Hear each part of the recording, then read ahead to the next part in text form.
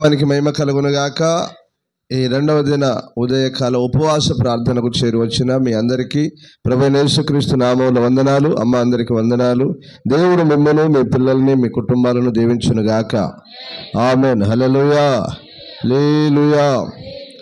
మంచిది బిడ్డలారా, ఈ ఉపవాస ప్రార్థనలో మనం ప్రత్యక్ష గుడారం గురించి నేర్చుకుంటున్నాం.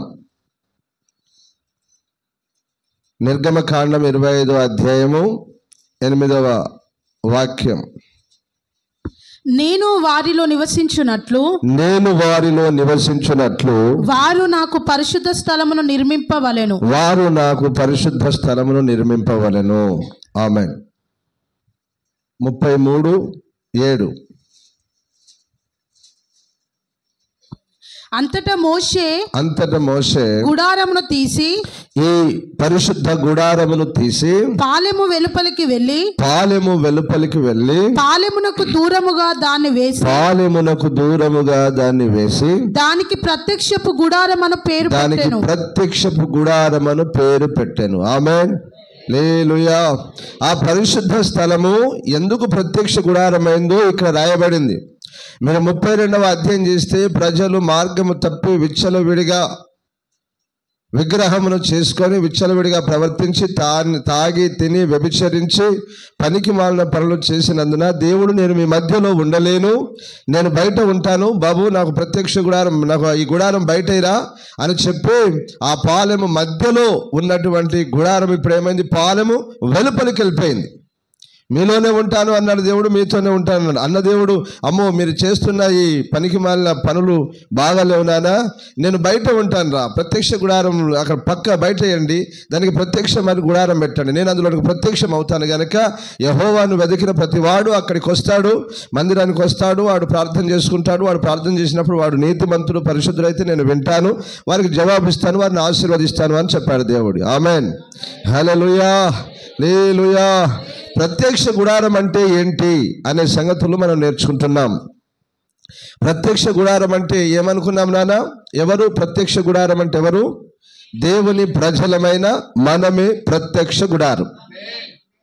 దేవుని ప్రజలమైన మనమే ప్రత్యక్ష గుడారం అంటే దేవుడు ప్రత్యక్షమయ్యే గుడారం.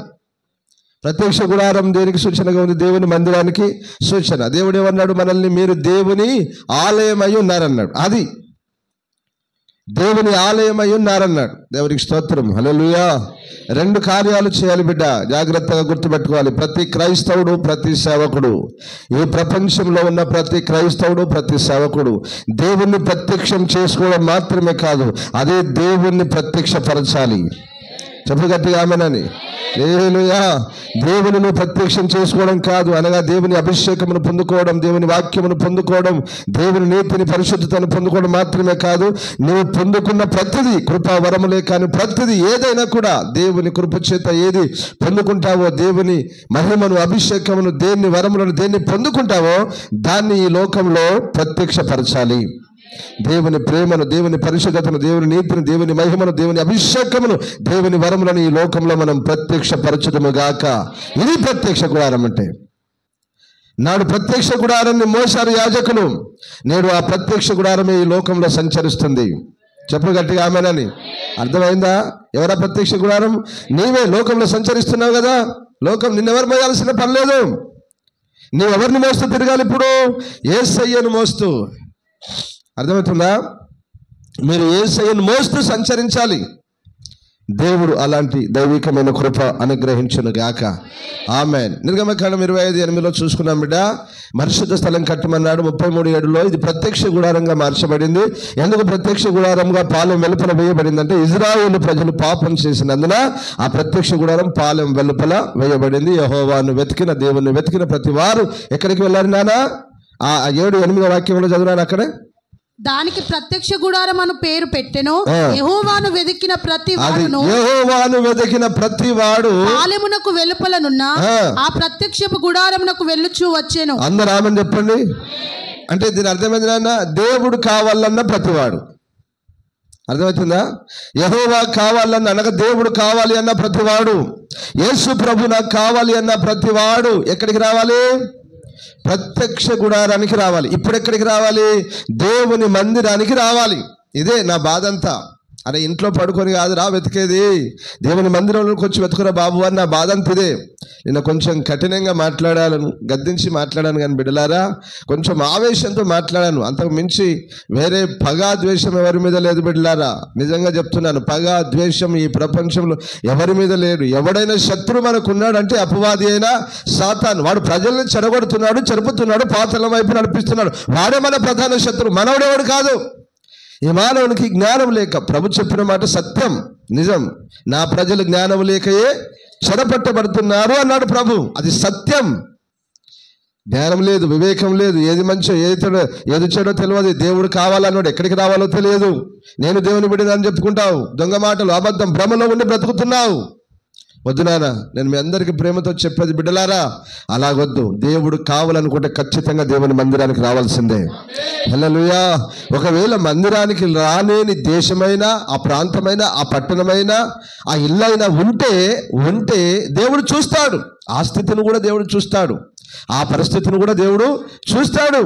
కానీ ఎప్పుడో ఎక్కడో సమయం దొరికినప్పుడు కొందరట కొన్ని 100 కిలోమీటర్లు వెళ్తారు ఆరాధనకు. అంతెందుకు, నేను మీకు ఒక మాట చెప్తాను. ఇక్కడ నుంచి మన వరంగల్ నుంచి కల్వరి సతీష్ కుమార్ దగ్గరికి అప్పుడు ఇక్కడ పెట్టినప్పుడు హైదరాబాద్ వెళ్ళేవారు జనాలు. గుర్తుందా మీకు? గుర్తుందా? కల్వరికి వెళ్ళేవారు. దేవునికి స్తోత్రం, హల్లెలూయా. అంటే దేవుడు కావాలి అంటే ఎక్కడికైనా వెళ్ళాలి. ఆమేన్. సత్యం కావాలంటే ఎక్కడికైనా వెళ్ళాలి. దేవుడు మిమ్మల్ని దీవించును గాక. రైట్. ఇప్పుడు నిన్నటి దినమున ఆవరణమును గురించి మనం నేర్చుకుంటున్నాం. ఆవరణములో ఒక లోహము గురించి నేర్చుకున్నాం. అర్థమైందా? ఉదయకాలమేమో ఆవరణములో ఏం దొరుకుతుంది, ఆవరణములోనికి ఎందుకు వెళ్ళాలనే సంగతులు నేర్చుకున్నాం.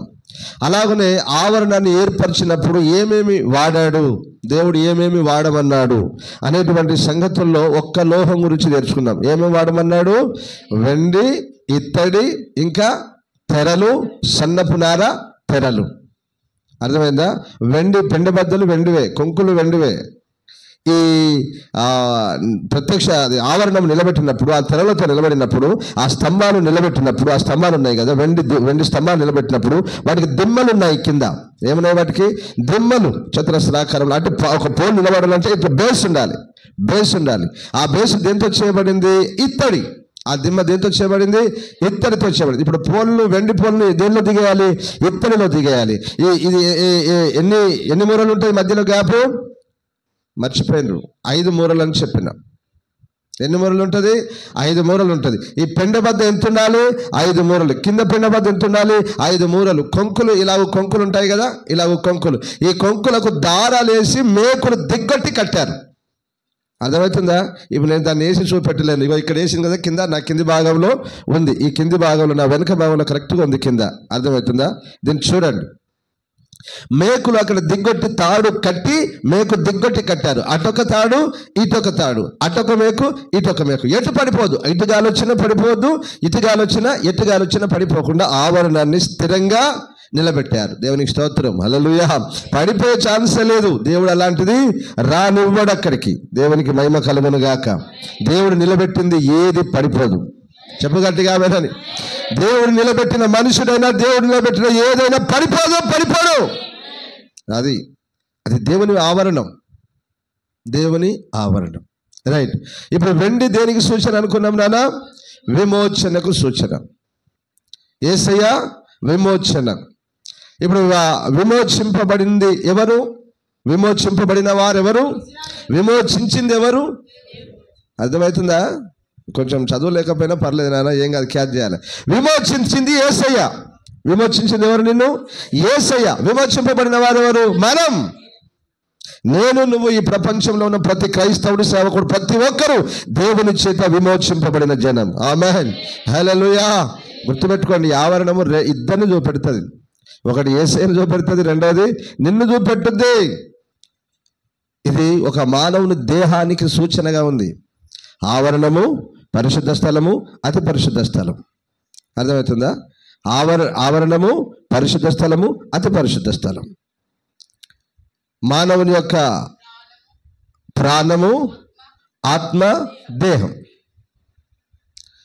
మానవుని యొక్క ఆత్మ లోపల నుంచి బయటకు రావాలి. మానవుని యొక్క ఆత్మ, రెండవది ప్రాణం, మూడవది దేహం. అందుకని ఎవరి ఆవరణములు వారు కాపాడుకోవాలి. లూకాసు వార్తలు ఉంటుంది, తను ఎవరి ఆవరణములు వారు కాపాడుకునేవాడు ధన్యుడు అంటాడు. నడుము కట్టుకొని కాపాడుకోవాలి ఎవరి ఆవరణములు వాళ్ళే. దేవునికి మహిమ కలుగును గాక. రైట్, వెండి గురించి మనం నేర్చుకున్నాం నాన్న, రెండు గురించి మనము నేర్చుకున్నాం. ఈరోజు ఇత్తడి గురించి నేర్చుకుందాం. చదువు అదే మాటలు, 27వ అధ్యాయం 17 అంత వద్దులే నాన్న, అంత వద్దు. 27వ అధ్యాయము 17, 18 రెండు చదివేనా? ఆవరణము చుట్టున్న స్తంభములన్నీ వెండి పెండెబెద్దలు కలవి. ఆవరణము చుట్టున్న స్తంభములన్నీ వెండి పెండె బద్దలు కలవి. వాటి వంకులు వెండివి, వాటి దిమ్మలు ఇత్తడివి.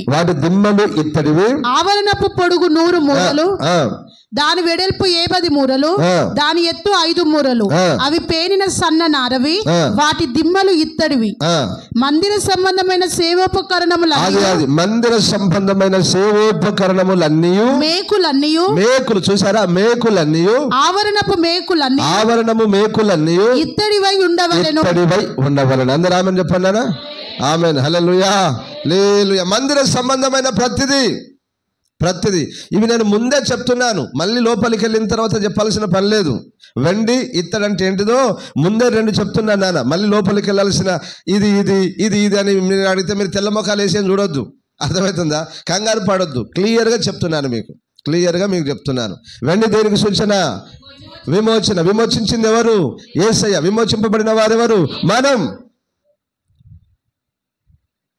రైట్, ఇప్పుడు ఇత్తడి దేనికి సూచన? ఇత్తడి దేనికి సూచన అంటే నాన్న, దేవుని కృపకు సూచన. ఆమె చెప్పండి గట్టిగా. ఇత్తడి దేనికి సూచన? దేవుని కృపకు సూచన. అది విమోచనకు సూచన అని చెప్పుకున్నాం. ఇది కృపకు సూచన, ఇత్తడి కృపకు సూచన. ఎలాగునా ఇత్తడి కృపకు సూచన అనంటే, మనము బలిపీఠం ఉందా? ఎక్కడుందా అక్కడ బలిపీఠం? 30వ అధ్యాయం 17వ వాక్యం చదివినానా? 27 1 నుంచి 8 పొరపాటు. 27 1 నుంచి 8 పొరపాటు. మరియు 5 మూరల పొడుగు 5 మూరల వెడల్పు గల బలిపీఠమును తుమ్మకర్రతో నీవు చేయవలెను. ఆ బలిపీఠము ఇక్కడ మీరు గ్రహించాలి. ఏ కర్రతో చేయమన్నాడు? తుమ్మకర్రతో చేయమన్నాడు. గుర్తుపెట్టుకోండి, తుమ్మకర్రతో చేయమన్నాడు. ఓకే. ఆ బలిపీఠము చచ్చౌకముగా ఉండవలెను. దాని ఎత్తు 3 మూరలు, దాని 4 మూలలను దానికి కొమ్ములను చేయవలెను. దాని కొమ్ములు దానితో ఏకాండముగా ఉండవలెను. దానికి ఇత్తడి రేకు పొదిగింపవలెను. ఏ రేకు? ఇత్తడి రేకు పొదిగింపవలెను. దాని బూడిద ఎత్తుటకు కుండలను, గరిటెలను, గిన్నెలను, ముండ్లను, అగ్ని పాత్రలను చేయవలెను. ఈ ఉపకరణములన్నీ ఇత్తడితో చేయవలెను. మరియు వల వంటి ఇత్తడి జల్లెడ దానికి చేయవలెను. ఆ వల మీద దాని 4 మూలలను 4 ఇత్తడి ఉంగరములను చేసి ఆ వల్ల బలిపీఠము నడిమి వరకు చేరునట్లు దిగువను బలిపీఠము గట్టు క్రింద దాన్ని ఉంచవలెను. ఇప్పుడు దీని గురించి సందర్భం వచ్చినప్పుడు మళ్ళీ నేను చెప్తాను వివరంగా. ఓకే, ఈ బలిపీఠము దేంతో చేయమన్నానా? తుమ్మకర్రతో చేయమన్నాడు. దేంతో చేయమన్నాడు? తుమ్మకర్రతో చేయమన్నాడు. తుమ్మకర్రతో చేయమని ఇప్పుడు ఏం చెప్పాడు? దానికి ఇత్తడిని పొదిగించు అన్నాడు. దేన్ని? ఇత్తడిని పొదిగించు అన్నాడు. ఇది గోళ ఇట్లా పలుకుంది అనుకో, దాని మీద ఏం వేయాలి? ఇత్తడి, మొత్తం ఇత్తడి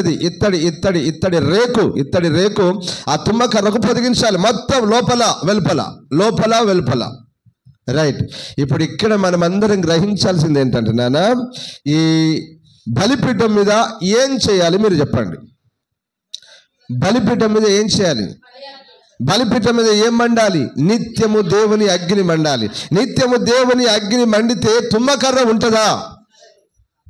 చెప్పండి, తుమ్మకర్ర ఉంటుందా? ఉండదు. ఇప్పుడు తుమ్మకర్రను ఆపింది ఏంటి? తుమ్మకర్ర కాలిపోకుండా ఆపింది ఏంటి? ఇదిరా మర్మం. తుమ్మకర్ర దేనికి సూచన? మనకు సూచన, మానవునికి సూచన, మానవునికి సూచన. అందుకనే ఇత్తడి దేనికి సూచన? యేసయ్య కృపకు సూచన. అగ్ని ఎవరికి సూచన? దేవుని ఉగ్రతకు సూచన. హల్లెలూయా! దేవుని ఉగ్రత, దేవుని అగ్ని భూలోకం మీద కుమ్మరింపబడినప్పుడు మనము కాలిపోకుండా, నశించిపోకుండా కాపాడబడుతున్నామంటే కేవలం దేవుని కృప, కేవలం దేవుని కృప. ఇంత ఆలోచన చేస్తూ వస్తే ప్రకటన. మరి ఆల్రెడీ పెద్ద పెద్ద గొప్ప గొప్ప వాళ్ళు చెప్పేశారనుకో, మనం వెళ్ళే మనకు దొరకలేదు, మనమే చెప్పుకోవాలి. కాబట్టి ఇప్పుడు మనం ఆలోచన చేస్తే వచ్చింది. ఎలాగ చెప్పారు? ఇత్తడికి కృపకు సూచన అని చెప్పారు, విన్నాం. మా అయ్య, మా ఆత్మీయ తండ్రి గారు డేవిడ్ రాజయ్య గారు చెప్పారు. అద్భుతమైన ఉపదేశకుడు మా అయ్య, ఎక్సలెంట్. కాకపోతే మేము రాసుకోలే. మా పొరపాటు ఏంటంటే మేము రాసుకోలే. ఆయన చెప్పిన ప్రత్యక్ష కూడా ఇదంతా రాసుకోలేము, జస్ట్ విన్నాం అంతే, జస్ట్ విన్నాం. అద్భుతమైన ఉపదేశకుడు మా ఆత్మీయ తండ్రి గారు డేవిడ్ రాజయ్య గారు. దేవునికి మహిమ కలుగును గాక. హల్లెలూయా, హల్లెలూయా. ఏంటి, ఎలాగునా ఈ ఇత్తడిని కృపకు వారు అనుకరించారు, ఒక సూచనగా తీసుకున్నారు అని ఆలోచన చేసినప్పుడు, బలిపీఠము దేంతో చేయబడిందంటే తుమ్మకర్రతో. దానికి పొదిగిందంతా ఇత్తడి. ఇప్పుడు కర్ర దేనికి సూచన అంటే సామాన్యంగా చెప్పవచ్చు అందరూ, మానవునికి సూచన. కర్ర, తుమ్మకర్ర, తుమ్మచెడు ఎవరికి సూచన? మానవునికి సూచన, మానవునికి సూచన. దాని గురించి కూడా చెప్తాను, తర్వాత చెప్తాను లాస్ట్కు. ఇది కంటిన్యూ చేద్దాం అయిపోయేదాకా, కానీ లాస్ట్కు చెప్తాను దాని గురించి. ఈ తుమ్మకర్ర కాలిపోకుండా ఆపింది ఏంటిది? ఇత్తడి, ఇత్తడి రేకు. బలిపీఠం మీద నిత్యం ఏం కావాలి? మండాలి. బలిపీఠం ఆరిపోకూడదు, బలిపీఠం ఆరిపోకూడదు, మండుతూనే ఉండాలి.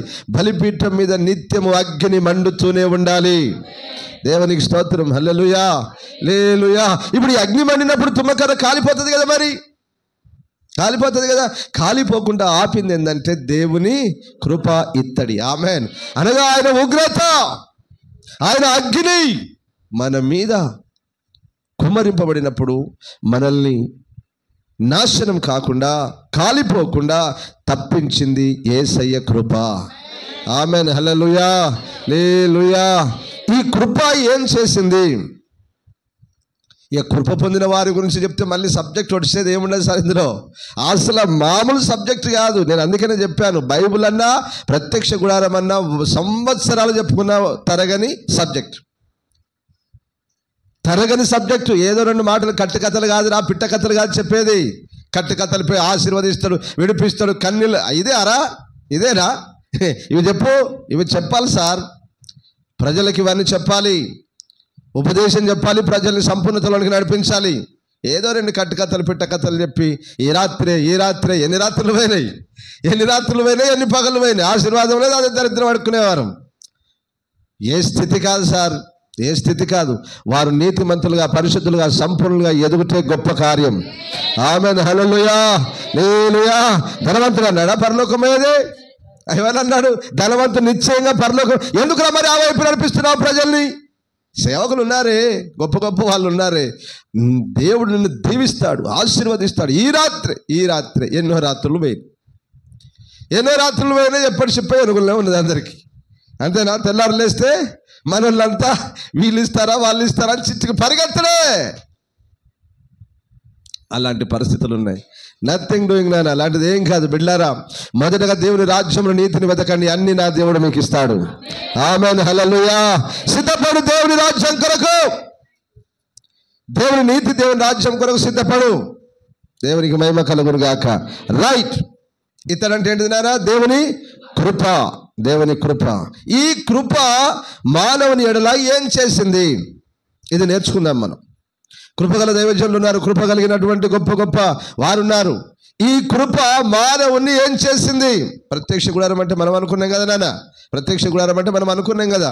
మన ఎడల దేవుని కృప ఏం చేసింది? ఎలాగునైనా కృప మన ఎడల కనుపరిచింది. ఆ కృప మన జీవితంలో ఏం మేలు చేసింది? కొన్ని విషయాలు మనం నేర్చుకుందాం. దేవునికి స్తోత్రం. హల్లెలూయా.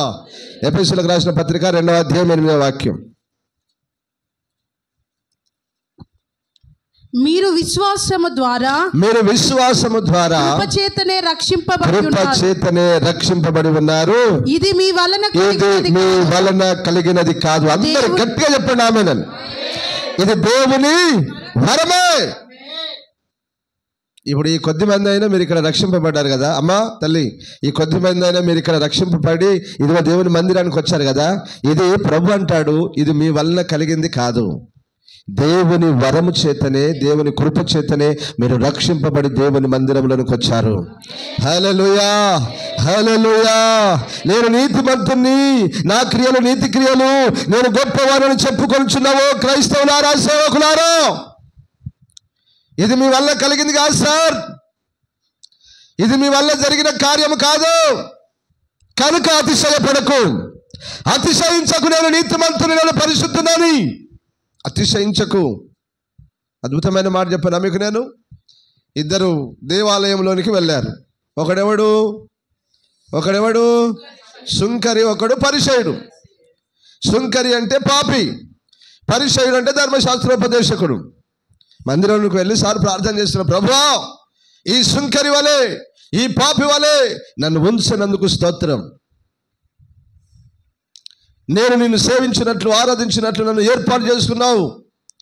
అది నా నీతి, నా గొప్పతనం వల్ల ప్రభువా మీకు స్తోత్రమయ్యా.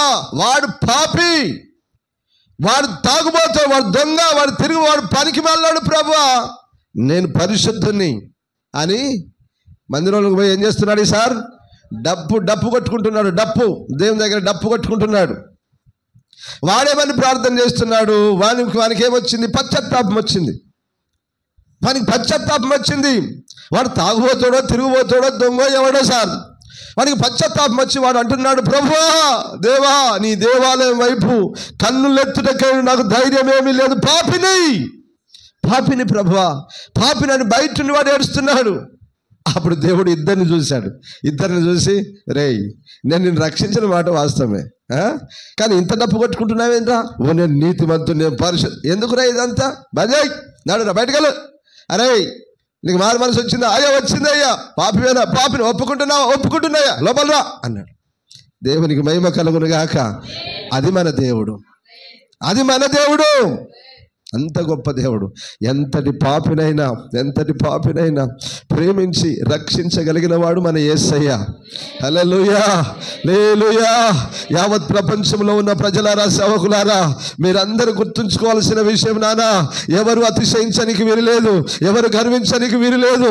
దేవుని కృప చేతనే రక్షింపబడ్డావు, దేవుని కనికరం చొప్పునే రక్షింపబడ్డావు, ఆయన రక్తం చేతనే కడగబడ్డావు, ఆయన దయ చేతనే నువ్వు రక్షింపబడ్డావు. ఇది నీ వల్ల జరిగిన కార్యం కాదు. ఎందుకు సార్ అంతగా అతిశయిస్తావు? ఏం చూసుకొని సార్ గర్విస్తావు? ఒక్కొక్క సేవకులు, ఒక్కొక్క విశ్వాసులు ఈ లోకంలో చాలా మంది గర్విస్తారు. మా ఆత్మీయ తండ్రికి ఇట్లా అనేవాళ్ళు, అరే కొడక వీరికి ఆత్మీయ గర్వం ఎక్కువ ఉన్నదిరా, వీడు పడిపోతారా అనేవాడు మా తండ్రి గారు. కొందరు ఇలాగున్న ఫీల్ అయితే, కొందరు ఉన్నారండి. నేను కూడా కొందరిని చూశాను. నానా మీ అందరికీ చెప్తున్న మాట బిడ్డలారా, దేవుని కృప అంటే వ్యాఖ్యానం ఏంటో తెలుసా? అసలు కృప అంటే అర్థం తెలుసా మీకు? అర్హత లేని వారికి అర్హత కలిగించేదే కృప. హల్లెలూయా. అయోగ్యుని యోగ్యునిగా మార్చేదే కృప. పనికి మాలని పనికొచ్చేటట్టు చేసేదే కృప. విద్యావిహీనులను, అజ్ఞానులను, పోరంబోకులను, పాపులను నీతిమంతులుగా, పరిశుద్ధులుగా చేర్చి ఆయన సన్నిధిలో నిలబెట్టి పరలోకంలో నిలబెట్టుకునేదే దేవుని కృప. ఆ కృప చేతనే రక్షింపబడ్డారు. కృప మామూలుది కాదు నాన్న, కృప మామూలుది కాదు. కృప అనే మాట ఒక్క మాటలో చెప్పేశాడు, కానీ ఆ కృపలో చాలా అర్థం ఉంది, లోతైన అర్థం ఉంది. ఆ కృపలో అర్హత లేని వానికి అర్హత కలిగించింది, పాపిని పరిశుద్ధునిగా, నీతిమంతునిగా తీర్చేది, అజ్ఞానిని, జ్ఞానం లేని తృణీకరింపబడిన వాడిని ఎన్నుకొని వేవేల ప్రజల మధ్యలో నిలిపేది. ఆమేన్, హల్లెలూయా. పౌలు ఏమన్నాడు? నేనేమై ఉన్నాను అని దేవుని కృప. అది దేవుని కృప. బిళ్ళారు ఒకప్పుడు అందరం పాపం చేసిన వారమే. మనం తల్లి గర్భంలో నుంచే నీతిమంతులుగా ఓడిపడలేదు, నీతిమంతులుగా రాలేదు, దేవుని యొద్దకు నీతిమంతులుగా రాలేదు. మనం ఒకప్పుడు అందరూ పాపం చేసిన వారే. కానీ నేను మీ అందరికీ చెప్పే మాట, దేవుని మాటను బట్టి ఎవరైనా పొరపాటు తప్పుగా పాపంలో ప్రవర్తించినట్లయితే చెప్పు వారికి, నానా వద్దు బిడ్డ మానుకో, బిడ్డ మానుకో, ఈ పనిలేదు బిడ్డ, ఈ తప్పుడు పనిలేదు బిడ్డ మానుకో అని చెప్పు. కానీ భయంకరంగా చూడకు. నిన్ను నువ్వు భయంకరంగా హెచ్చించుకోకు. దేవునికి స్తోత్రం, హల్లెలూయా. ఇక దేని గురించి చెప్పాలంటే చాలా రిఫరెన్స్ ఉంటాయి. దేవుని కృప మనల్ని ఏం చేసింది? రక్షించింది. దేవుని కృప మనల్ని ఏం చేసింది? రక్షించింది. రక్షణ అనేది రెండు విధాలుగా ఉంటుంది. ఒకటి శరీర సంబంధమైన రక్షణ, రెండవది ఆత్మకు రక్షణ. ఈ రక్షణ పొందుకున్నప్పుడు పాపంలో ఉన్నాము. పాపమైన మనల్ని దేవుడు ఏం చేశాడు? రక్షించాడు. కానీ మళ్ళీ ఇదే పాపంలో మనము కొనసాగితే మన ఆత్మకు రక్షణ లేదు. అర్థమవుతుందా? ఇదే పాపం రోమా 6వ అధ్యాయం 1వ వాక్యం అనుకుంటా. మళ్ళీ 1వ వాక్యం చదువునారా? 1వ వాక్యం, అలాగైనా ఏమందుము కృప విస్తరింపవలెనని పాపమందు నిలిచి ఉందుమా అట్లనరాదు. పాపం విషయమై చనిపోయిన మనము, దేని విషయమై చనిపోయినా? పాపము విషయమై చనిపోయిన మనము ఇక మీదట ఎలాగూ దానిలో జీవించుదుము. ఆమేన్. కృప ద్వారానే రక్షింపబడ్డావు. కృప ద్వారానే రక్షణ పొందిన నీవు ఇప్పుడు ఎలాగుండాలి నానా? ఎక్కడుండాలి? మళ్ళీ పాపంలో కొనసాగాలా? వద్దు. పౌలు అదే అంటాడు, పాపములో ఇక కొనసాగొద్దు బిడ్డ, పాపంలో కొనసాగొద్దు. ఆయన కృప చేత రక్షణ పొందిన నీవు పాపంలో ఉండొద్దు. ఇక ఎటు రావాలి? నీతిమంతునిగా, పరిశుద్ధునిగా మార్చబడాలి. ఆమేన్, హల్లెలూయా, హల్లెలూయా. యేసయ్య కృప మనల్ని రక్షించింది. యేసయ్య కృప రక్షించింది. కాబట్టి రక్షణ పొందిన మనం పాపంలో నివసించరాదు. పాపంలో మీరు బ్రతికినట్లయితే మీ ఆత్మకు రక్షణ లేదు. అర్థమవుతుందా నాన్న? మీ ఆత్మకి రక్షణ లేదు. ఒకప్పుడు పాపం చేశావు, రక్షణ పొందావు, వచ్చావు. ఇప్పుడు ఆ కృప ఉన్నదని, ఆ కృప చేతనే రక్షింపబడ్డానని, ఆ కృప కాపాడుతుందని, ఆ కృప ఆశీర్వదిస్తుంది, ఆ కృప అన్ని చేస్తుందని చెప్పి ఈ కృపలోనే పాపంలో కొనసాగుతావా? వెంటనే అన్నాడు, నాన్న వద్దురా, అలా కొనసాగకు నువ్వు అన్నాడు. కాబట్టి పాపమును విడవాలి. రక్షణ పొందిన మనం ఏం కావాలి? పాపాన్ని విడవాలి. ఒకటి, కృప రక్షిస్తుంది. రెండవది, కృప మనల్ని విడిపిస్తుంది. చెప్పండి గట్టిగా ఆమేనని. చదువు నెహెమ్యా గ్రంథం 9వ అధ్యాయం 28. నెహెమ్యా 9:28. వారు నెమ్మది పొందిన తర్వాత నీ ఎదుట మరలా ద్రోహులు కాగా నీవు వారిని వారి శత్రువుల చేతికి అప్పగించితివి. వీరు వారి మీద అధికారము చేసిరి. వారు తిరిగి వచ్చి నీకు మొరపెట్టినప్పుడు ఆకాశమందుండు నీవు ఆలకించి నీ కృప చొప్పున అనేక మారులు వారిని విడిపించితివి. అందరూ ఆమేన్ చెప్పండి. హల్లెలూయా, హల్లెలూయా. ఇప్పుడు వారిని ఐగుప్తులో నుంచి దేవుడు ఎక్కడి నుంచి విడిపించాడు కదా నాన్న? ఐగుప్తులో నుంచి దేవుడు విడిపించాడు, పాలు తేనెలు ప్రవహించే దేశంలో ప్రవేశపెట్టారు. ఇలాగ ప్రవేశపెట్టిన తర్వాత మళ్ళీ వీరు ఏం చేస్తున్నారు? అమ్మలు అయ్యలు ఏం చేస్తున్నారు? దేవుని ప్రజలు అనబడిన వారు ఏం చేస్తున్నారు? మళ్ళీ పాపం, విచ్చలవిడిగా జీవించడం, విగ్రహారాధన, వ్యభిచారం, పనికి మాలిన పనులు చేయడం చేశారు వాళ్ళు. అప్పుడు దేవుడు ఏం చేశాడు నాన్న? వాళ్ళని ఎవరికి అప్పగించాడు? శత్రువుల చేతికి అప్పగించాడు. ఆమేన్. చుట్టూ ఉన్నారు దేశాలు. అర్థమవుతున్నాయా? చుట్టూ దేశాలు ఉన్నాయి. తూర్పు, ఉత్తర, దక్షిణ. పడమట అంటే సముద్రం అనుకో. తూరు సీధను ఉన్నాయి, మిగతా పడమట కూడా. ఈ చుట్టూ దేశాలకు ఏం చేశాడు? అప్పగించాడు. భయంకరమైన యుద్ధాలు చేసి చంపేంత వరకు ప్రజల్ని చంపి మిగిలిన వారిని బానిసలుగా కొనిపోయారు. బానిసలుగా కొనిపోయినప్పుడు మరి సరే, ఇంకా తప్పు చేసిన, పొరపాటు చేసిన, దేవుడు ఎందుకు శిక్షించిండు, ఇక పోతే ఏం చేస్తామని అనుకున్నారా వాళ్ళు? అనుకున్నారా? అనుకోలే. దేవా నువ్వు మా దేవుడవు, కృపగల దేవుడవు. వారు మాట్లాడిన మాటలు మామూలుగా లేవు. మీరు కీర్తనలు చూస్తే, నీవు మా దేవుడవు, కృపా కనికరము గల దేవుడవు, కనికరించుట యందు ఆనందించువాడవు, సంతోషించువాడవు, నీ వంటి దేవుడు ఎవరు లేరు. కనుక ఇదిగో మేము నీ ప్రజలమైన మేము ఇలాగ బానిసత్వంలో ఉండుట నీ నామానికి ఘనత కాదు, మహిమ కాదు, కాబట్టి మమ్మల్ని విడిపించు. మళ్ళీ పెట్టుకున్నారు దేవుణ్ణి, మళ్ళీ బ్రతిలాడుతున్నారు, మళ్ళీ ఏడుస్తున్నారు, మళ్ళీ ప్రార్థన చేస్తున్నారు. దేవునికి స్తోత్రం, హల్లెలూయా. ఇలాగ ఒక్కసారా రెండుసార్లు ఏమన్నాడు ప్రభు? అనేక మార్లు. అనేక మార్లు ఆ శత్రువుల చేతుల్లోంచి ఏం చేశాడు దేవుడు? వారిని విడిపించాడు. హల్లెలూయా, హల్లెలూయా. ఇశ్రాయేలు ప్రజలు అనేక మార్లు తప్పు చేసినప్పుడు వారిని ఏం చేశాడు? విడిపించాడు. ఇప్పుడు అదే మనకు పాఠమా? పొరపాటు చేసిన తప్పు చేసిన మనల్ని విడిపిస్తారు అనుకుంటున్నారా? కాదు. అపోస్తుల కార్యాలు ఏమున్నది? ఇప్పుడైతే అంతటను అందరును మారు మనసు పొందాలి. ఆమేన్, హల్లెలూయా. మళ్ళీ పాపం వైపు తిరగద్దు.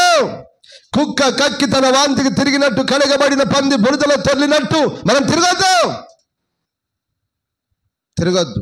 అలాగే బుద్ధిపూర్వకంగా పాపం చేస్తే అన్నాడు 10:26లో, తీక్షణమైన అగ్ని ఇకను వారికి ఉండును, అవిధేయులైన వారి మీదకి దేవుని ఉగ్రత దిగి వచ్చును అన్నాడు. ఆమేన్, హల్లెలూయా. ఆ పాత నిబంధనలో చెల్లింది నాన్న, దేవుడు అజ్ఞాన కాలంలో చూసి చూడనట్టుగా ఉన్నాడట. అర్థమవుతుందా?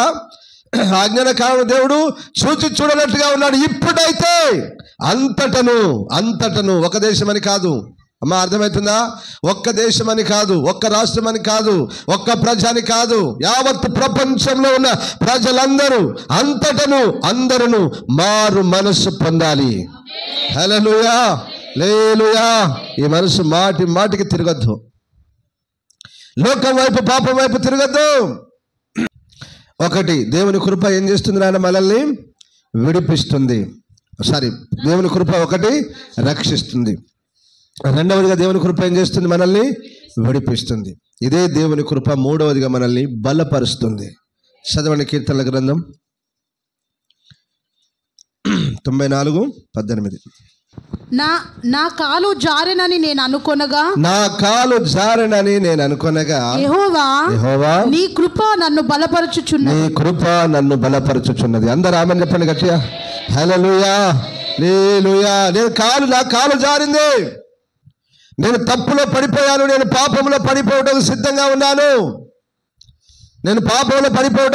ఉన్నాను అని అనుకున్నప్పుడు వెంటనే దేవుని కృప ఏం చేసిందట?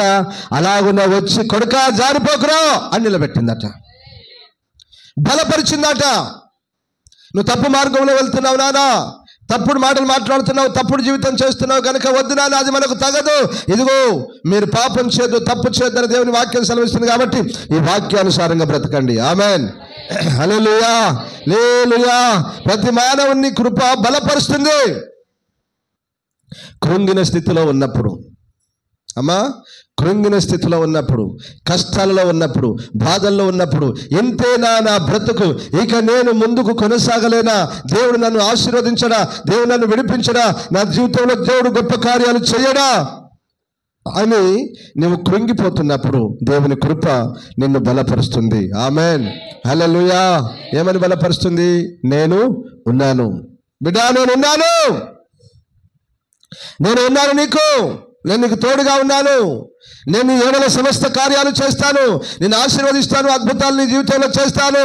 ఇదిగో నువ్వు పడిపోకు, కుంగిపోకు, తొట్టిల్లిపోకు, వెనక్కి తిరిగిపోకు అని చెప్పి ఆ కృప మనల్ని బలపరుస్తుంది. ఆమేన్, హల్లెలూయా, హల్లెలూయా. ఇలాగున్న అనేకుల జీవితాల్లో అనేక మార్లు జరిగిన సంఘటనలు, అనేకుల జీవితాల్లో అనేక మార్లు ఎన్నో సంఘటనలు జరిగాయి బిడ్డలారా. పడిపోతానని అనుకున్నప్పుడు, పడిపోయిన వారి జీవితంలో, కృంగిన వారి జీవితంలో దేవుని కృప బలపరిచి వారిని నిలబెట్టింది. హల్లెలూయా, హల్లెలూయా. దానికి నేను ఒక సాక్ష్యం. నా సేవా జీవితంలో, సేవలో నుంచి నేను బయటికి వచ్చిన తర్వాత మన ప్రాంతంలో సేవ చేయాలని వచ్చినప్పుడు, జనగాంలో సేవను ప్రారంభించినప్పుడు చాలా కష్టాలు ఎదుర్కొన్నాం.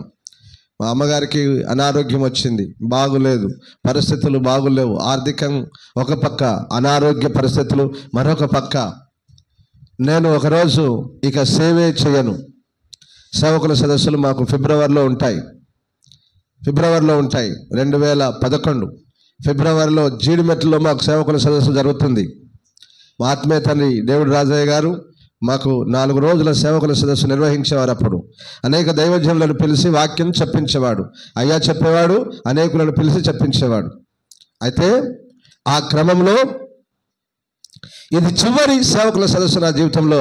ఇక నేను సేవ చేయను, నేను పని చేసుకొని బ్రతుకుతాను, నేను పని చేసుకొని మళ్ళీ లోకంలోనికి వెళ్తాను, నేను పని చేసుకొని బ్రతుకుతాను, అవసరమైతే విశ్వాసంగా కొనసాగుతాను అనుకొని ఒక తీర్మానం చేసుకొని బాత్రూంలో స్నానం చేసి భయంకరంగా ఏడ్చాను. నా భార్యకు అనారోగ్యం ఒక పక్క, మందులు కొనలేని పరిస్థితి, కుటుంబం పేద స్థితిలోనే ఉంది, ఏంటి నా బ్రతుకు అని భయంకరంగా ఇంటి దగ్గర ఏడ్చి తయారయ్యి అమ్మ వెళ్దాం రా అని అమ్మ మా పాస్టర్ నేను ఇద్దరం ఉదయకాలమే అప్పుడు మాకు పుష్పుల్ అది ఎక్కితేనే గొప్ప, దానికి ఆ ప్రయాణ ఖర్చులు ఉంటేనే గొప్ప. అలాంటి పరిస్థితుల్లో సేవకుల సదస్సుకు వెళ్ళాం. సేవకుల సదస్సు మొదటి రోజు ప్రారంభించబడింది. బిడ్డలారా, మొదటి రోజు దైవజనులు ఎవరో వచ్చి మాట్లాడారు. ఆ తర్వాత రెండవ రోజు మూడవ రోజు దైవజనులు జయరాజయ్య వచ్చారు. జయరాజ్ పాస్టర్ గారు, నిర్మల్ జయరాజ్ పాస్టర్ గారు వచ్చారు. వారు వచ్చినప్పుడు వారి ద్వారా వారిలో నుండి దేవుడే నాతో మాట్లాడాడు. ఆమేన్, హల్లెలూయా, హల్లెలూయా. సేవకుడా, శ్రమలు నీకు నియమించబడ్డాయి. సేవకుడా, శ్రమల్లో నుంచి నువ్వు రావాలి. సేవకుడా, ఈ శ్రమల తర్వాత నీకు మహిమ ఉంటుంది. శ్రమ వచ్చిందని వెనక్కిపోకు సేవకుడా అని దైవజనుల్లోంచి దేవుడు సూటిగా నాతోనే మాట్లాడినట్టు, ఆ వాక్యం అంతా నాతోనే మాట్లాడినట్టుగా అనిపించిందండి. నిజం చెప్తున్నాను. దైవజనుడు అద్భుతంగా నిలబడి మాట్లాడాడు. ఆ రోజు నేనేం చేశానంటే, ఇంకా స్టార్ట్ అయింది, అయ్యగారి వాక్యం స్టార్ట్ అయింది, చెప్తూనే ఉన్నాడు. ఇక నాకు ఏడుపు వస్తూనే ఉన్నది. నాతోటే మాట్లాడుతున్నాడు, అక్కడ ఎవరితో కాదు, నాతోటే మాట్లాడుతున్నాడు. దేవుడు నాతోటే మాట్లాడుతున్నాడని వింటూ ఏడుస్తున్నాను. వింటూ బైబిల్లో చూడట్లేదు డిఫరెంట్ చెప్తున్నాడు కానీ వింటూ ఏడుస్తున్నాను, అంతే, వింటూ ఏడుస్తున్నాను. చివరిగా దేవుడు మాట్లాడిన మాట, ఇదిగో నేనున్నాను, నా కృప నీకు తోడుగా ఉంటుంది, భయపడకు, సేవలో నిలబడు అన్నాడు. దేవునికి స్తోత్రం, హల్లెలూయా, హల్లెలూయా. భయంకరంగా ఏడ్చుకున్నాం. మా పాస్టమ్మ నేను బాగా ఏడ్చాం, బాధపడ్డాం. ఎందుకో అయ్యకు మెట్ల కింద రూమ్ ఇచ్చారు. మెట్ల కింద బెడ్ వేస్తే మెట్ల కింద రూమ్లో ఇట్లా కూర్చున్నాడు, అంతే, రెస్ట్ తీసుకొని కానీ జస్ట్ అట్లా కూర్చున్నాడు. పైన రూమ్ సిద్ధం చేస్తున్నాడు, కూర్చున్నాడు. అప్పుడు వెళ్ళి అయ్యగారి దగ్గరికి వెళ్ళి, అయ్యా దేవుడు మిమ్మల్ని మరుగు చేసి ఈరోజు నాతోనే మాట్లాడాడు అయ్యా అని చెప్పి నేను అయ్యగారికి చెప్పాను. అట్లా నాన్న అని చెప్పి నా పరిస్థితి అంతా చెప్పినప్పుడు, నానా భయపడకు, బాధపడకు, మన పితరులు ఉన్నారు, మన అయ్య ఎన్నో కష్టాల నుంచి వచ్చాడు, నువ్వు అయ్య దగ్గర ఉన్న సేవకుడివి, నువ్వు అలా భయపడతావా? అయ్య శ్రమలు భయంకరం నాన్న, మేము కూడా ఈ శ్రమల గుండానే వచ్చాం, భయపడకు, బాధపడకు, ధైర్యంగా ఉండు, విశ్వాసంలో ఉండు, దేవుని కృప మనందరికీ తోడుగా ఉంటుంది, ధైర్యంగా వెళ్ళి సేవ చెయ్యి అని చెప్పాడు. ప్రార్థన చేసినప్పుడు 10 రూపాయలు నేను నా దగ్గర. దేవునికి స్తోత్రం, హల్లెలూయా, హల్లెలూయా. 10 రూపాయలు, మళ్ళీ మేము తిరిగి రానికి 10 రూపాయలు ఎక్కువ ఉన్నాయి. ఆ 10 రూపాయలు అయ్యగారితో చేతిలో పెట్టి, అయ్యా నేను పోను, ఛార్జీకి పోను, ఇదే 10 రూపాయలు అయినా కాడ క్షమించండి అయ్యా, ప్రార్థన చేయడం అని చెప్పాను. ఓ పిన్నానా, నువ్వు ఈ 10 రూపాయల కొరకు బాధపడుతున్నావా, ఇవ్వు అని చెప్పి అవి తీసుకొని ప్రార్థన చేసి ధైర్యపరిచి బలపరిచి నన్ను పంపాడు. దేవునికి స్తోత్రం, హల్లెలూయా, హల్లెలూయా. మా ఆత్మీయ తండ్రి గారు నేను వెళ్ళిందంటే, బిడ్డ తిమ్మతి వచ్చాడు, కష్టాల్లో సేవ చేస్తున్నాడు, సేవకురాలారా ఏదైనా కొడుకు కట్టండి బిడ్డ అని చెప్తే వారు పాపం కంట్రోల్ బియ్యం కాకుండా వారు సన్న బియ్యం పోసేవారు. వాళ్ళు అయ్యా కొన్ని ఒక 10 కిలోలైనా కనీసం ఇవ్వండి అంటే వాళ్ళు 20 కిలోలు పోసి కట్టేవారు. దేవునికి స్తోత్రం, హల్లెలూయా. ఉప్పు, పప్పు, కారం పొడి, నూనె ప్యాకెట్, సబ్బులు అన్నీ ఆ సంచిలో వేస్తే ఆ సంచిని ఎత్తుకొని ఆటో దాకా నడిచొచ్చి అక్కడి నుంచి ఆటో ఎక్కి ట్రైన్, అదే మళ్ళీ పుష్పులు ఎక్కాలి, అదే ట్రైన్ ఎక్కొచ్చి మా ప్రాంతానికి వచ్చి మేము సేవ చేశాం. దేవునికి మహిమ కలుగును గాక, హల్లెలూయా. ఏదో ఈ చిన్న మందిరం కట్టుకున్నాం, ఇలాగున్నాం, కొద్దిమంది ఉన్నామంటే బిడ్డలారా యథార్థంగా చెప్తున్నాను, ఎన్నో కష్టాలు, ఎన్నో కన్నీళ్లు, ఎన్నో బాధల గుండా మేము ఏ స్థాయిలో ఉన్నాం ఇప్పుడు. దేవునికి స్తోత్రం, హల్లెలూయా. 1 దేవుని యొక్క దీవెన, 2 మా తండ్రుల యొక్క దీవెన, 3వది మన ఆత్మీయ నాయకులు జయరాజయ్య గారు కూడా నన్ను అప్పటి నుంచి ఇప్పటికీ బలపరుస్తారు. ఇప్పుడు మన నాయకుడు జబరాజు గారు అన్ని విషయాల్లో అన్నా ఫోన్ చేస్తే చెప్ప ప్రతి దానికి స్పందిస్తూ మనల్ని బలపరుస్తూ ఈ సేవలో విశ్వాసంలో ముందుకు నడిపిస్తున్నాడు. దేవునికి స్తోత్రం, హల్లెలూయా. ఇదంతా కేవలం దేవుని కృప. దైవజనులందరికీ కృంగిన స్థితిలో ఉన్న సేవకులకి, కృంగిన స్థితిలో ఉన్న విశ్వాసులందరికీ నేను చెప్తున్నాను, శూన్యములో నుంచి ఈ స్థాయిలోనికి నన్ను దేవుడు తీసుకొచ్చాడు. ఆమేన్. ఆయన కృపే నన్ను బలపరిచింది, ఆయన కృపే నన్ను ఈ సేవలో నిలబెట్టింది, ఆ కృపే నన్ను వాడుకుంటుంది. ఆమేన్. హల్లెలూయా. నాకేదో ఈ రోజు ఇలాగున్న కూర్చొని ఇంత మందిరం కట్టుకొని కొంతమంది విశ్వాసాలు కలిగి ఇలాగున్న మీటింగ్స్ ఏర్పాటు చేస్తూ, కన్వెన్షన్స్ మీటింగ్స్ ఏర్పాటు చేస్తూ అనేక ప్రజలకు దీవెనకరంగా ఉన్నామంటే ఏదో మేము మా గొప్పతనమని ఎన్నడూ చెప్పను. నేను అనుకున్నాను, నాకు జ్ఞానం ఉంది, నాకు లౌకిక జ్ఞానం బాగుంది, నేను సేవ చేస్తాను, అనేక ప్రజల్ని సంపాదిస్తాను అని అనుకొని వచ్చాను. కానీ ఫెయిల్ అయిపోయాను. దైవజనులారా, దేవుని బిడ్డలారా, మన జ్ఞానం ఎప్పుడు దేవుని దగ్గర పనిచేయదు. దేవుని కృపకి అప్పగించుకోవాలి. ఆ కృపే మనల్ని నిలబెడుతుంది, ఆ కృపే మనల్ని బలపరుస్తుంది, ఆ కృపే మనల్ని ఊరేగిస్తుంది. ఆమేన్. హల్లెలూయా. హల్లెలూయా. దేవుని కృప నన్ను బలపరిచింది, దేవుని కృప నన్ను నిలబెట్టింది. కాబట్టి నన్ను నిలబెట్టిన కృప మిమ్మల్ని నిలబెడుతుంది. హల్లెలూయా. నన్ను నిలబెట్టిన కృప మిమ్మల్ని నిలబెడుతుంది. కృంగిపోకు. ఈ రోజు వారి సమయం కావచ్చు, రేపు మన సమయం వస్తుంది. అన్ని విషయాల్లో ఆయన కృప మనల్ని హెచ్చిస్తుంది, ఆశీర్వదిస్తుంది, ఘనపరుస్తుంది. కనుక కృప మనల్ని బలపరుస్తుంది. అందుకనే పౌలు అన్నాడు 2 Timothy 2:1 మళ్ళీ 1వ వాక్యం చదువు. నా కుమారుడా క్రీస్తు యేసునందున్న కృప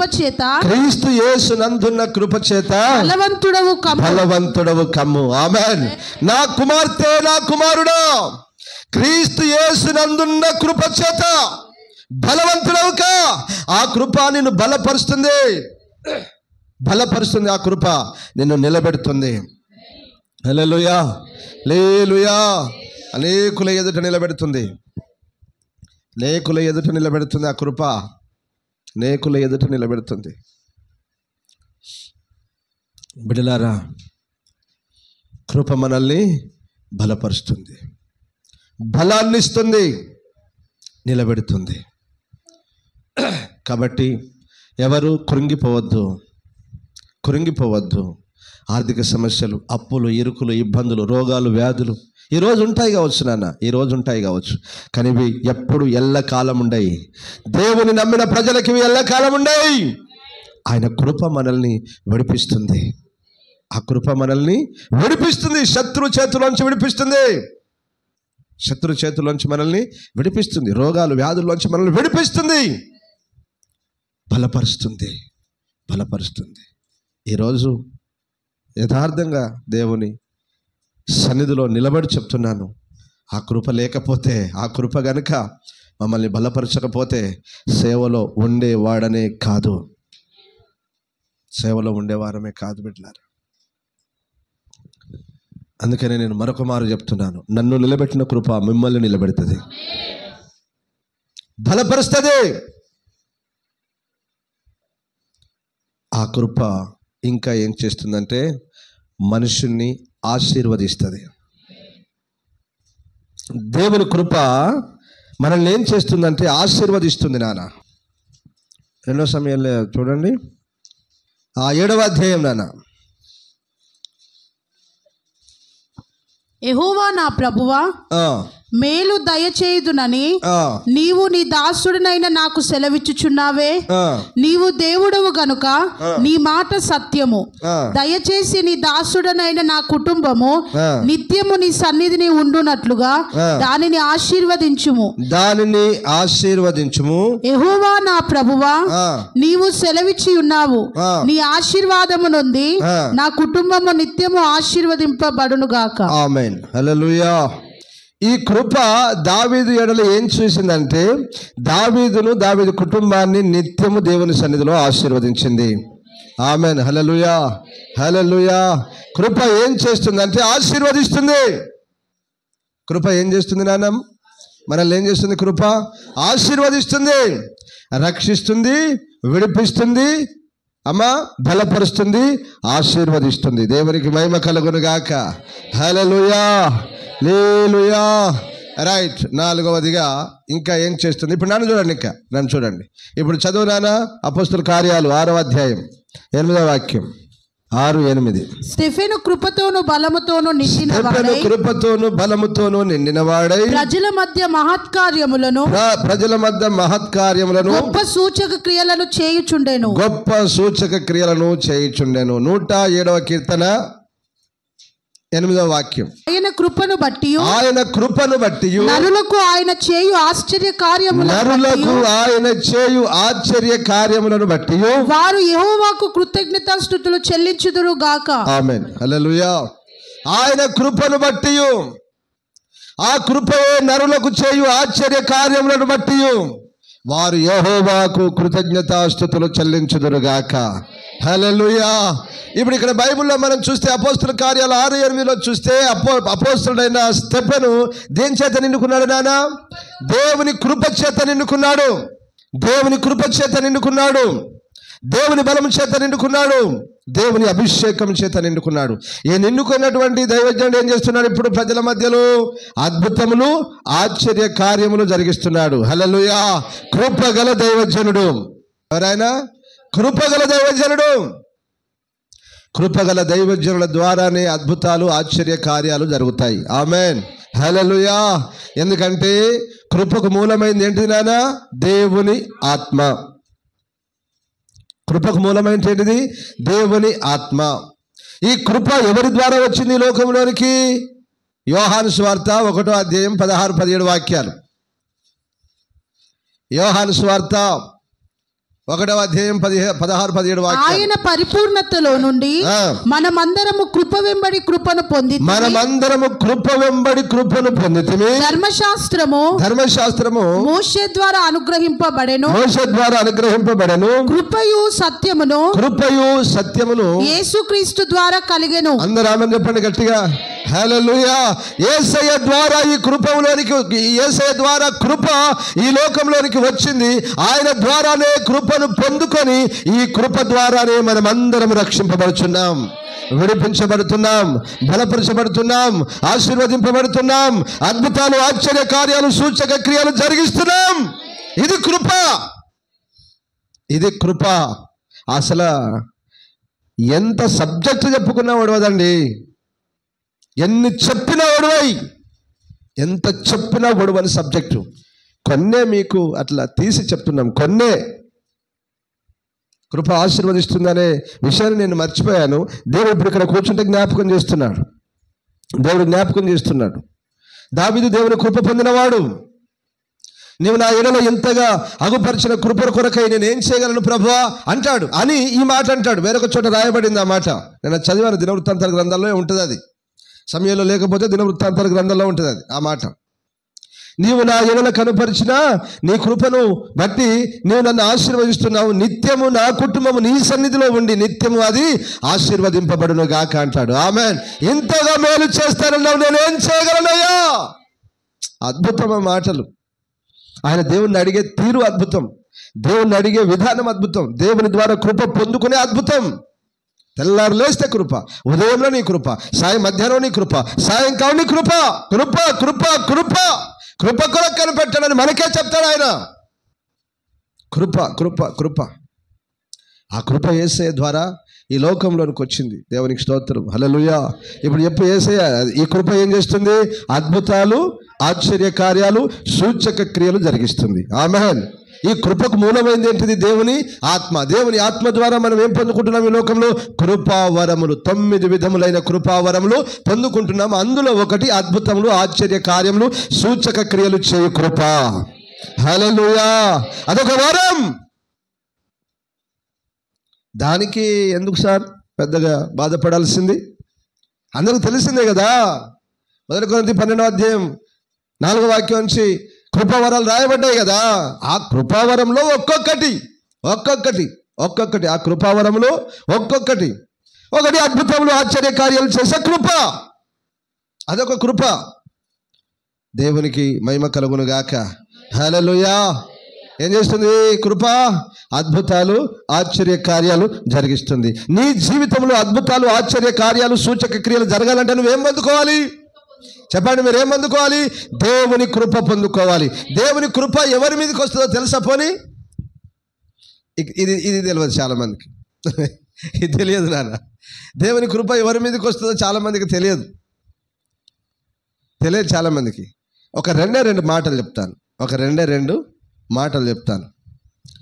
ఒకటి, ఆదికాండంకి వెళ్ళండి, 6వ అధ్యాయము. ఎన్నో వాక్యం నానా? ఎన్నో వాక్యం? 8వ వాక్యం చదువు. అయితే 6వ అధ్యాయం, ఆదికాండం 6వ అధ్యాయం 8, 9 వాక్యాలు. అయితే నోవాహు యెహోవా దృష్టి యందు కృప పొందిన వాడాయను. ఆయన కృప పొందిన వాడాయను. నోవాహు వంశావళి ఇదే. నోవాహు నీతిపరుడును. అది నోవాహు నీతిపరుడును, తన తరములో నిందారహితుడనై ఉన్నాడు. అందరూ ఆమేన్ చెప్పండి గట్టిగా. హల్లెలూయా. నీ మీదికి దేవుని కృప రావాలి అంటే నువ్వు ఎట్లుండాలి? నీతిమంతుడవై ఉండాలి. రెండవదిగా నిందారహితుడవై ఉండాలి. నీతిమంతుడవై ఉండాలి, నిందారహితుడవై ఉండాలి. ఏ నింద నీ మీద ఎవరు మోపద్దు. పరపక్షమందున్నవాడు ఏ నేరము నీ మీద మోపకుండా ఉండినప్పుడు, ఎవడు నీ మీద ఏ నింద వేయకుండా ఉన్నప్పుడు నీవు దేవుని కృపను పొందుతావు. అది ఇవి నేర్చుకుంటే, ఈ మర్మాలు మీరు పట్టుకుంటే, ఈ వాక్యాన్ని మీరు పట్టుకుంటే బిడ్డ, నిజంగా చెప్తున్నాను, అందరూ దేవుని కృప పొందుకుంటారు. హల్లెలూయా, హల్లెలూయా. వాని పేరెత్తక పాస్టర్ గారు, అమ్మో దుర్మార్గుడు, దొంగ, అబద్ధికుడు, నీచుడు, నికృష్టుడు, మోసగాడు. అలాగ చెప్పొద్దు. ఆమె అబద్ధికురాలు, మోసం చేసేది, పనికి మాలింది, దొంగ, తిరుగుబోతు. అలాగ చెప్పొద్దు. దేవునికి స్తోత్రం. హల్లెలూయా. ఏదైనా నింద వస్తే ఏ నింద రావాలి? క్రీస్తును గూర్చిన నిందే నీ మీదకి రావాలి. వాళ్ళ యేసయ్య పిచ్చలు, వాళ్ళు యేసయ్య పిచ్చలు. ఏ పండుగ జరిగినా ఉండరు, ఏ ఫంక్షన్ అయినా ఉండరు, గుడి అంటారు, ప్రార్థన అంటారు, వాళ్ళు యేసయ్య పిచ్చలండి. వద్దు, వాళ్ళని లెక్కలు పెట్టుకోకు. ఎవడైనా మన గురించి చెప్తే ఇదే మాట చెప్పాలి. ఆమేన్. హల్లెలూయా, హల్లెలూయా. ఎక్కడ చూసినా వాడే కనబడతారు. కొన్ని దిక్కుల ఎక్కడ చూసినా ఆమె కనబడుతుంది. ఈ క్రైస్తవులు అనేవారు, నేను ఒకటి చెప్తున్నాను, గుర్తుపెట్టుకోండి. మీరు ఫంక్షన్లకు వెళ్ళినప్పుడు, పండుగలకు వెళ్ళినప్పుడు ఎప్పుడైనా, అక్క క్రమం తప్పకుండా దేవుని మందిరానికి వెళ్తున్నావా? నీతిగా బ్రతుకుతున్నావా? అభిషేకం పొందుకున్నావా? ఎప్పుడైనా అడుగుతారా ఈ మాటలు మీరు?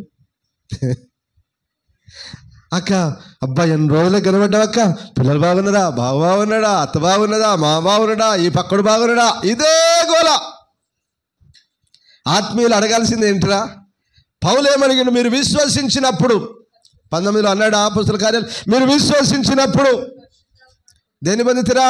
పరిశుద్ధాత్మను. ఇది అడగాలి సార్. క్రైస్తవులు కలుసుకున్నప్పుడు ఇది అడగాలి. అక్క బావ కాదు అడిగేది, అక్క పాస్టర్ గారు బాగున్నారు, ఇది అడగాలి. మీ అమ్మగారు బాగున్నారా? ఎవరైనా అడుగుతారా ఇది? అబ్బో ఎన్ని రోజులకు కనబడ్డావక్క, మస్తు మారిపోయినవేందక్క, పిల్లలు పెద్దలు అయినవేందక్క. అమ్మ తగులుకున్నదంటే మొత్తం బయోడేటా, మొత్తం డీటెయిల్స్ అంతా లాగే వరకు ఆపదా. దేవునికి స్తోత్రం. హల్లెలూయా. ఏ నింద మన మీద ఎవ్వడు మోపొద్దు. కనుక నా ప్రియమైన దేవుని బిడ్డలారా, నోవాహు తన తరముల్లో నీతిమంతుడు, నిందారహితుడు. తాగుబోతు వాడా, మందిరానికి వెళ్తాడు కానీ అప్పుడప్పుడు తాగుతాడయ్యా. ఈమె దేవుని బిడ్డ అంటది కానీ అప్పుడప్పుడు బూతులు మాట్లాడుతుంది, పంచాలు పెట్టుకుంటుంది, అప్పుడప్పుడు మందిరాన్ని పెట్టి తిరుగుతూనే ఉంటుంది. గావే ఆత్మీయురు అలయ్యా అని ఎవరు అనొద్దు. దేవుని బిడ్డలు, దేవునికి స్తోత్రం. హల్లెలూయా, హల్లెలూయా. నేను అదే చెప్తున్నాను, దేవుని విషయంలో, దేవుని కార్యాల విషయంలో వీరు దొంగలని, వీరు తిరుగుబోతులు, వీరు తాగుబోతులు, వీరు పనికి మాలని ఎవడు మన మీద నింద వేయొద్దు. అక్కడే చెప్తున్నాను. ఆమె అంటే యేసయ్య పిచ్చిదని చెప్పాలి అంతే. మందిరాన్ని విడవదు, ప్రార్థన మానదని చెప్పాలి. ఏరి మనోళ్ళంతా ఉపవాస ప్రార్థన అంటే ఇంతేనా మన సంఘం అంతా? అమ్మా ఇంతేనా మన సంఘం? మీకేం చదివించాను? మొదటి దినం ఉపవాస ప్రార్థనలు మనోహరములైన పండుగలగును. ఏంటి నీకు పండుగ? నానా ఏంటి బిడ్డ నీకు పండుగ? ఉపవాస ప్రార్థనే పండుగ. ప్రతి సంవత్సరం 7 రోజులు వస్తాయండి మాకు పండుగలు. 7 దినాలు ఉపవాస ప్రార్థనలు అంటే అవే మనకు మనోహరములైన పండుగలు. ఆ ఉపవాస పండుగను విడిచి మేము ఎక్కడికి రాం. ఇది చెప్పాలి. ఇది చెప్పగలిగిన క్రైస్తవులు పుట్టాలి ఈ లోకంలో, తయారు కావాలి ఈ లోకంలో. హల్లెలూయా. అసలు మా దగ్గర చిలకలగూడలో ఉపవాస ప్రార్థనలు అంటే మొత్తం ఫ్యామిలీ ప్యాకేజ్ వచ్చి పడిపోతారు. అక్కడ బాత్రూములు నిండిపోతాయి. కడగలేక యాస్ వచ్చేది మాకు. 12 రోజులు మామూలు కాదు ఉపవాసాలు. ఫస్ట్ బ్యాచ్ ఉన్నాడు బాలి, వాడు 6 రోజులు ఉండాలి. 6 రోజుల తర్వాత శుక్రవారం దైవిక స్వస్థత, శనివారం ఆత్మకూటం, ఆదివారం ఆరాధన, మళ్ళీ 3 రోజులు అంటే 9 రోజులు పడుతుంది. నేను ఫస్ట్ బ్యాచ్. ఓ రోజు మెట్లు ఇట్లా ఎక్కుతుంటే తిరిగింది పైన. అది మనకు ఉపవాసాలు ఉండేది తక్కువ, మనకు కొత్త ఇట్లా తిరిగింది ఒళ్ళు తట్టుకోలేక. దేవునికి స్తోత్రం. హల్లెలూయా హల్లెలూయా. బిడ్డలారా, ఉపవాసాలంటే పండుగ. చిలకలగూడలో ఉపవాసాలు ముగించేంత వరకు క్రిక్కిరిసి ఉంటారు జనాలు. బంధువులను తీసుకొస్తారు, ఎక్కడెక్కడో తీసుకొస్తారు. ఈడ ఉన్నోళ్ళు రానికే గతలేదు. దేవునికి మహిమ కలుగును గాక. హల్లెలూయా. అందరినీ తీసుకురావాలి దేవుని సన్నిధిలోనికి. దేవునికి మహిమ కలుగును గాక. దేవుని కృప ఎవరి మీదకి వస్తుందంటే బిడ్డలారా, నీతిమంతుని మీదకి, నిందారహితుని మీదకి, ప్రార్థన చేయువారి మీదకి. ఎవరి మీదకి? ప్రార్థన చేయువారి మీదకి. అలాగనే ఇంకొక విషయం చదువు. అది ఎక్కడ? ఎఫెసీ 6:24. మన ప్రభువైన యేసుక్రీస్తును శాశ్వతమైన ప్రేమతో ప్రేమించు వారందరికీ కృప కలుగును గాక. ఆమేన్. ఎవరికి రాని కృప? ప్రభువైన యేసుక్రీస్తును శాశ్వతమైన ప్రేమతో అంటే దేవుణ్ణి ప్రేమించే వారికి, దేవునికి ప్రార్థించే వారికి, దేవునికి ప్రేమించే వారికి, దేవుని సన్నిధిలో నీతిమంతులుగా నిందారహితులుగా బ్రతికే వారి మీదకి దేవుని కృప. దేవునికి స్తోత్రం. హల్లెలూయా హల్లెలూయా. అందరికీ లేదు ఈ కృప, అందరికీ దొరకదు ఈ కృప. కాబట్టి ప్రియమైన దేవుని బిడ్డలారా, యేసయ్యను ప్రేమించుదాం. ఆమేన్. హల్లెలూయా. ఒక 2 మాటలు చెప్పి ముగించేస్తాను. పరలోకానికి తీసుకుపోవాలి కదా మిమ్మల్ని. కృప చేత రక్షణ పొంది ఎక్కడికి వెళ్ళాలి? మీరంతా పరలోకం టచ్ కావాలి. అంతే అది మనది. రైట్. ఈ కృప ఏం చేస్తుంది? మళ్ళీ కీర్తన గ్రంథం చదువునానా? కీర్తనలు 86:13. ప్రభువా నా దేవా. కీర్తనలు 86:13. ప్రభువా నా దేవా, నా ఎడల నీవు చూపిన కృప అధికమైనది. పాతాళపు అగాధము నుండి నా ప్రాణమును తప్పించి ఉన్నావు. రామని చెప్పండి గట్టిగా. హల్లెలూయా. ఇది దేవుని కృప. పాతాళంలో నుంచి నేను తప్పిస్తుంది. నువ్వు పాతాళంకి, అగాధానికి వెళ్ళకుండా నేను తప్పించేది దేవుని కృప. కాబట్టి యావత్ ప్రపంచంలో ఉన్న ప్రతి ఒక్కరు దేవుని కృపను పొందాలి. కృప పాతాళాన్ని తప్పిస్తుంది. నువ్వు నరకానికి వెళ్ళకుండా, ఆరని అగ్నిలోనికి వెళ్ళకుండా నిన్ను కాపాడుతుంది. అంత మాత్రమే కాదు, ఈ కృప చివరికి ఏం చేస్తుందంటే నీకు పరలోకం ఇస్తుంది.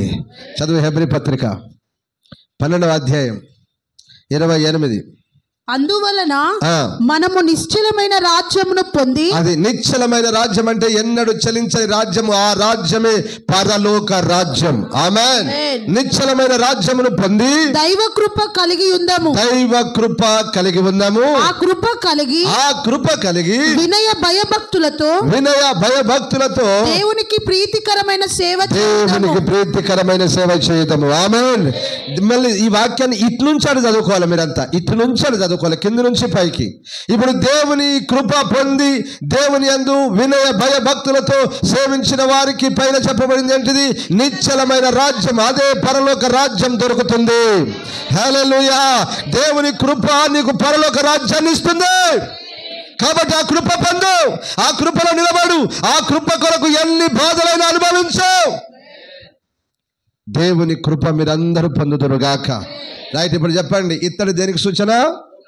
కృపకు సూచన. కృప ఏం చేసింది నాన్న? మనల్ని రక్షించింది. రెండవది విడిపించింది. మూడవది బలపరిచింది. నాలుగవది ఆశీర్వదించింది. నాలుగవది ఏం చేసింది? ఆశీర్వదించింది. ఐదవది సూచక క్రియలు చేసింది. ఆరవది పాతాలన్నీ తప్పించింది. ఏడవది పరలోకం ఇచ్చింది. ఆమెన్. అలాంటి దైవ కృప మనమందరము కలిగి ఉందుము గాక. దేవుడి మాటలు దీవించును గాక. మోకరించని ప్రార్థన చేసుకుందాం.